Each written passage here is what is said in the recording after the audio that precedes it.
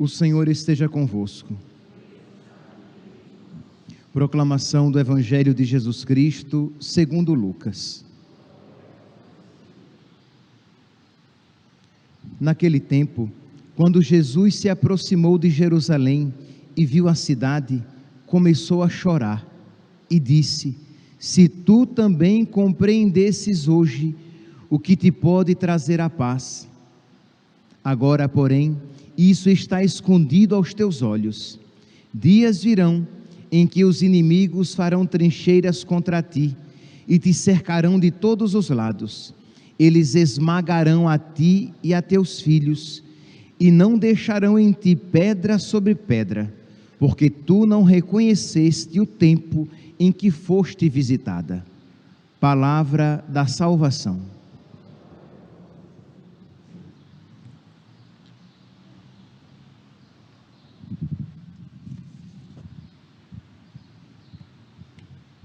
Caríssimos irmãos e irmãs, a palavra de nosso Senhor hoje, diante de Jerusalém, deve nos fazer refletir.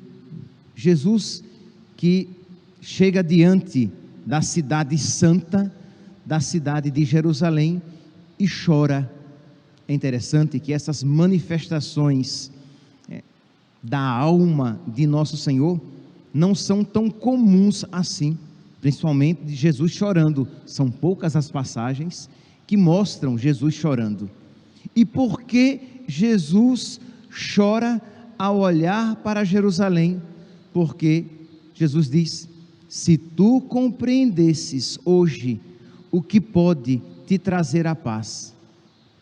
E mais abaixo Jesus diz: não reconheceste o tempo em que foste visitada. Então Jerusalém não compreendeu, não por culpa própria, Jerusalém buscou a paz em outras realidades. Se tu compreendesses quem pode te trazer a paz, quem é a tua paz? Que é interessante, porque a palavra Jerusalém, ela tem na sua raiz, tem ali a palavra paz, Shalom. Então, é a cidade da paz. Pois bem, se tu soubesses quem é a tua paz, quem pode trazer a paz para ti, essa palavra de nosso Senhor para Jerusalém se aplica também a nós. Meus irmãos, se nós soubéssemos, não apenas com o intelecto, mas se nós soubéssemos no profundo da nossa alma, quem pode nos trazer a paz? Quem é a nossa paz? E paz aqui, não apenas no sentido de ausência de guerra, de ausência de problemas, de ausência de agitação. A palavra Shalom, ela significa muito mais do que a ausência de um mal, mas a presença de um bem, do bem verdadeiro. Ele é a nossa paz. Jesus é o Rei da paz, a paz que nos veio visitar, o sol da paz que nos veio visitar. Pois bem, refletindo sobre isso, de Jesus, que é a nossa paz, nós somos então chamados, meus santos, assim como Jerusalém foi chamada, nós somos chamados a renunciar todas aquelas coisas, pessoas, realidades que nos prometem a paz sem Deus, que nos prometem uma paz contrária a Deus. Entendamos aqui o que é uma paz sem Deus, uma paz contrária a Deus. É uma paz, uma alegria que não está de acordo com a presença de Deus em nós. É uma paz, uma satisfação, um gozo, mas que é um gozo que nos é oferecido à custa de Deus, à custa da perda de Deus. Por quê? Porque foi assim em Jerusalém. Quantas vezes Jerusalém buscou a paz e a segurança com outras nações, mas à custa da sua fé. Isto é, quando Israel procurou a paz com outros povos, mesmo não obstante os profetas dizendo: não busquem a paz, porque a paz não virá com aliança com aquela nação, com aliança com o Egito, por exemplo. Mas querendo uma paz neste mundo, Jerusalém estava disposta a renunciar à paz com Deus. Querendo uma paz e segurança, uma alegria neste mundo, Jerusalém, não poucas vezes, várias vezes, sacrificou, renunciou à paz, à segurança, à alegria com Deus. Ora, meus santos, não é assim que infelizmente não poucas vezes acontece conosco? Pense em um pecado na sua vida, qualquer pecado. Pois bem, todos esses pecados são sempre uma busca desordenada de paz, uma busca desordenada de felicidade, contrariamente à vontade de Deus, porque ninguém peca dizendo assim: eu estou pecando porque eu quero ir para o inferno, eu quero queimar eternamente no inferno e viver o eterno tormento, onde o fogo não extingue, onde há choro e ranger de dentes. Ninguém faz isso.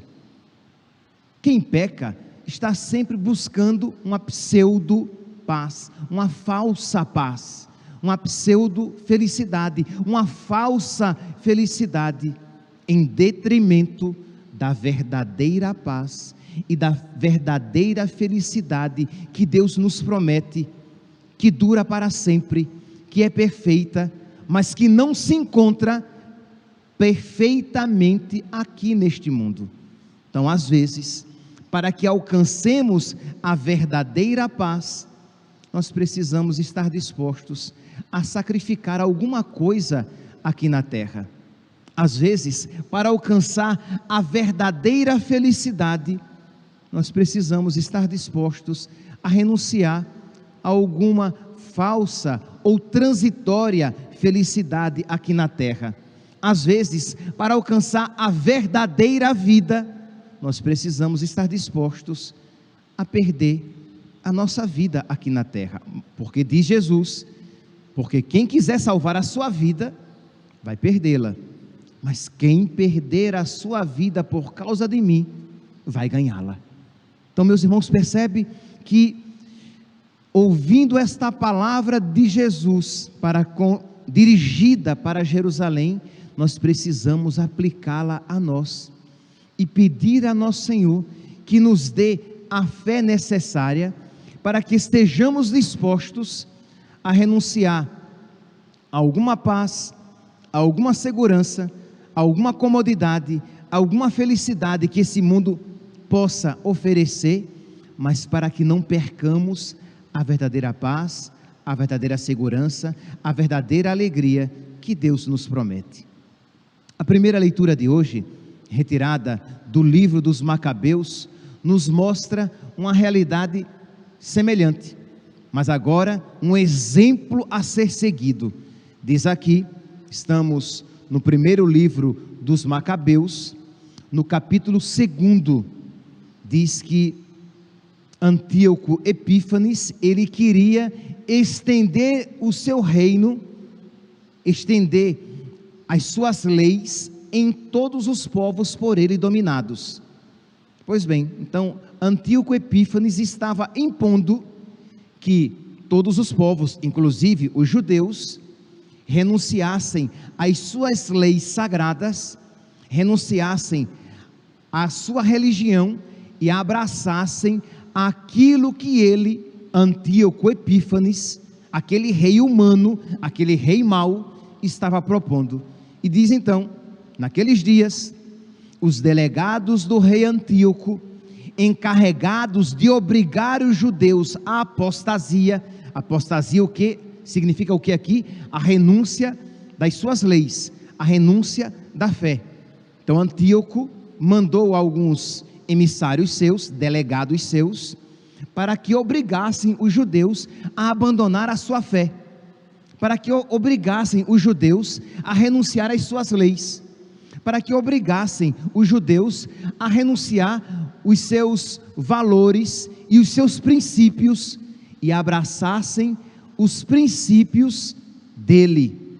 Meus santos, não há como, e nós devemos sempre fazer uma aplicação para a nossa vida, não há como ler isso e não perceber que os reis do mundo atual querem isso para nós também, querem que nós renunciemos os nossos princípios, os nossos valores, a nossa fé, para aceitar os princípios mundanos. Pois bem, então diz que o rei Antíoco isso fez, e eles chegaram à cidade de Modim para organizar os sacrifícios pagãos, e diz que muitos israelitas se aproximaram deles para realizar aqueles sacrifícios. Por que é que esses israelitas se aproximaram dos delegados de Antíoco para apostatar a fé?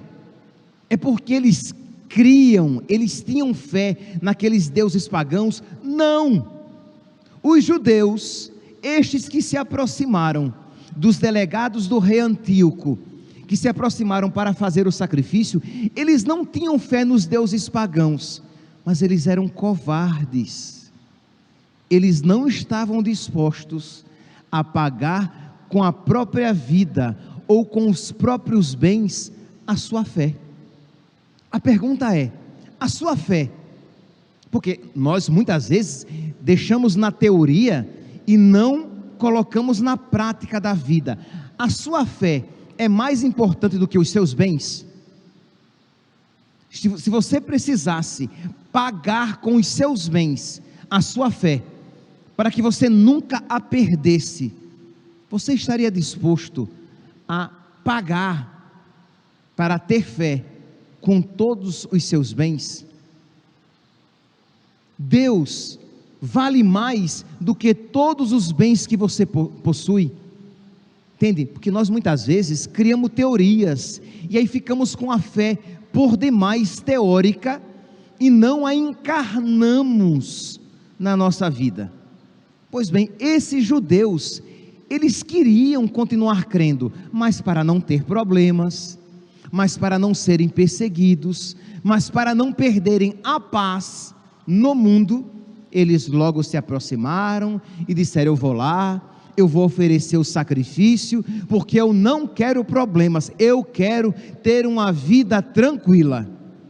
Percebe, meus santos? Uma religião praticada com interesses mundanos, com interesses materiais, ela não subsiste, ela não aguenta. Se a sua fé, se a sua religião, ela é praticada, eu procuro Deus porque eu quero ter paz, eu procuro Deus porque eu quero que Deus me faça um vencedor, eu procuro Deus porque eu busco a vitória, porque eu quero prosperidade, porque eu quero a bênção de Deus sobre mim. Tudo bem, mas essa vitória e essa bênção a respeito das quais você está falando, são uma vitória e bênção espirituais? Ou são vitória e bênçãos materiais no tempo? Isto é, dinheiro, saúde, carro, casa, prosperidade aqui na terra. Meu santinho, se a sua fé está nesse quilate, quando vier a dificuldade, você, por estes bens, você renunciará até a sua própria fé. Porque foi isso o que esses cidadãos, esses judeus fizeram, quando os delegados de Antíoco Epífanes chegaram. Versículo 16, primeiro livro dos Macabeus, capítulo 2, versículo 16, muitos israelitas aproximaram-se deles, mas Matatias e seus filhos ficaram juntos à parte. Imagine aqui, meus santos, a cena: o altar pagão, os judeus reunidos, os delegados de Antíoco ali, e dizendo: quem não sacrificar ao Deus pagão, será inimigo do rei Antíoco Epífanes. Por quê? Porque ao sacrificar ao rei pagão, já estava claro que você estava rompendo com a sua religião. E diz que muitos foram, mas Matatias e a sua família não deu um passo, ficou ali parada. Imagine aqui o ambiente de tensão. Os delegados, quer dizer, a força militar ali presente, alguns representantes, grande parte da cidade seguindo por a conveniência, porque como é que eu vou viver sem os meus bens? Eu vou morrer então? Mas, meus santos, muitos cristãos por causa da fé morreram.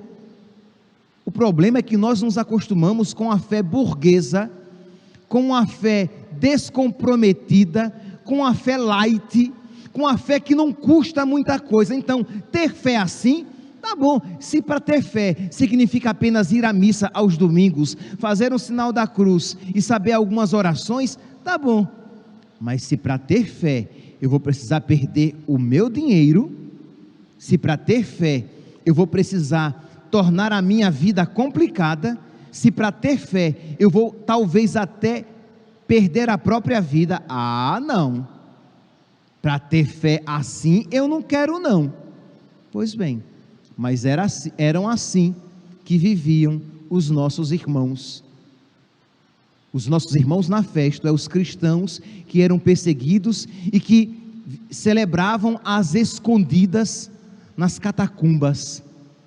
Por quê? Porque era proibido ser cristão, era crime ser cristão.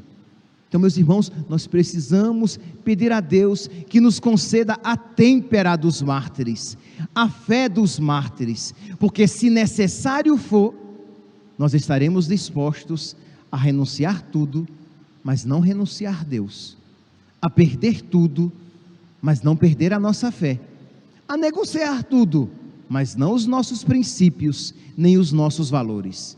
Pois bem, então diz que esses foram, e Matatias então, Matatias é o pai de Judas Macabeu, que dará nome ao livro dos Macabeus. Então Matatias toma a palavra e diz aos delegados do rei: tu és chefe de fama e prestígio na cidade. Desculpe, os delegados de Antíoco disseram a Matatias, como ele era um homem importante, o mau exemplo dele faria com que os outros seguissem. Então os delegados disseram: olha, tu és chefe de fama e prestígio, apoiado pelos teus irmãos, sê tu o primeiro a sacrificar aqui aos ídolos.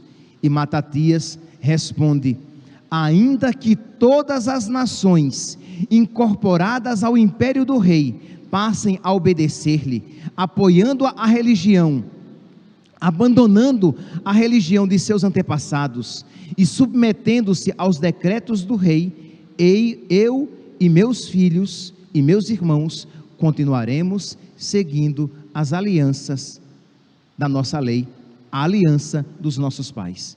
Ainda que todos abandonem, nós não abandonaremos. Então aqui, vejam aqui, atenção, os delegados do rei ali presentes, eles entram em crise. Matatias tomado, porque aqui nós temos que julgar isso a partir da mentalidade de então, isso era uma expressão de zelo. Matatias mata aqueles delegados do rei Antíoco Epífanes, e sabendo que não poderia mais permanecer na cidade, versículo 28, Matatias diz aqui: então Matatias e seus filhos fugiram para as montanhas, abandonando tudo que possuíam na cidade. Eles sabiam que permanecer na cidade eles não poderiam. Mas e os meus bens? E as minhas terras? E os ofícios que eu exerço na cidade, tudo isso eu perderei? A pergunta é: a sua fé vale mais do que tudo isso? Eu sei, meus santos, que dizer isso é fácil, viver isso é bem diferente, mas se nós não estivermos dispostos, se nós ao refletirmos sobre isso, não estivermos dispostos a isso fazer, se nós, na nossa reflexão, na nossa oração, já não nos predispomos a isso, se uma situação semelhante acontecer, nós iremos apostatar, nós não iremos seguir em frente. Imagine, meus santos, e isso vai acontecer. Isso aqui não é uma divagação, isso vai acontecer. Por exemplo, quando na cartilha do MEC entrar a ideologia de gênero de maneira oficial, e os professores tiverem que ensinar isso nas salas de aula. Eu tenho uma irmã professora. Pois bem, e quando isso entrar e se tornar lei, o professor obrigado a ensinar isso, o que é que ele vai fazer?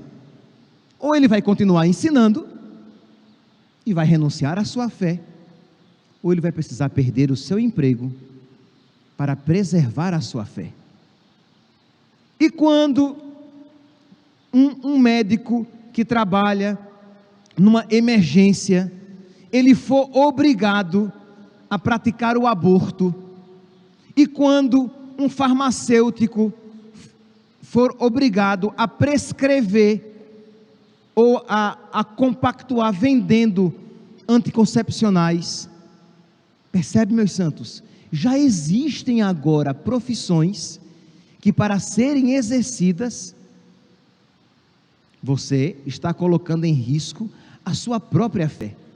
Não tenhamos dúvidas, o mundo vai se tornar cada vez mais anticristão, de modo que, para você ser fiel aos seus princípios, aos seus valores, à sua fé, nós precisaremos fugir para os montes, como Matatias e seus filhos, viver no meio do mato, porque viver na cidade, desfrutando dos seus benefícios, não mais será possível.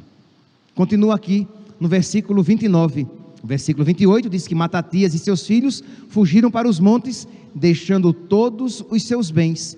No versículo 29 diz: também muitos outros, seguidores da justiça e do direito, seguidores de Deus, desceram para o deserto e ali se estabeleceram. Isto é, também deixaram os seus bens, as suas propriedades, e foram viver no deserto, passando dificuldade, passando agrura. Mas, se é verdade, meus santos, e aqui por isso que é importante, na nossa oração, nós meditarmos a respeito da nossa fé. Por isso que é importante, na nossa oração, nós pedirmos a Deus que nos conceda graça, para que nós estejamos dispostos a renunciar àquilo que não está de acordo com a nossa fé, que tenhamos a têmpera dos mártires. Aqui, por exemplo, me vem à mente agora os mártires ugandeses, que foram requisitados pelo rei. Imagina aqueles jovens cristãos que trabalhavam na corte do rei e que tinham todos os privilégios, mas o rei queria ter intimidade sexual com eles. Era uma prática comum entre eles. E aqueles pajens, aqueles jovens que tinham todos os benefícios na corte do rei, preferiram a morte, e morte dolorosa, a renunciar os seus princípios e desagradar a Deus. O problema, meus santos, é que nós estamos numa geração muito jujuba. Sabe aquela geração jujuba, né, que ser católico, qualquer coisinha que a gente faz, já está ok. E nós nos esquecemos de que estirpe nós somos, de onde nós viemos. Isto é, nós somos católicos, e se hoje somos católicos, é porque muitos atrás derramaram o seu sangue por causa da sua fé. E quando nós vemos esses nossos esses antepassados judeus, que por causa da sua fé derramaram o seu sangue, isso também deve nos fazer nos perguntar: e eu? Se isso acontecer comigo, E eu ainda ousaria dizer, eu tiraria a partícula condicional, se, e colocaria a partícula temporal, quando. Quando isso acontecer comigo, eu também estarei disposto a renunciar tudo, os meus bens, mas não renunciar a Jesus. Meus irmãos, termino com a frase de São Paulo, 1 Coríntios, capítulo 15, versículo 19. 1 Coríntios, capítulo 15, versículo 19. Não é apenas para este mundo que nós colocamos a nossa fé em Jesus Cristo. Nós colocamos a nossa fé em Jesus Cristo, principalmente para aquela felicidade futura, para aquele lugar na casa do seu Pai, que Jesus preparou para nós. Que essa Eucaristia, meus santos, que nós iremos receber, corpo, sangue, alma e divindade de nosso Senhor, nos concedam a fé e a coragem que nós precisamos, para que vivamos a fé nos tempos em que hoje nos encontramos. Louvado seja nosso Senhor Jesus Cristo, para sempre seja louvado.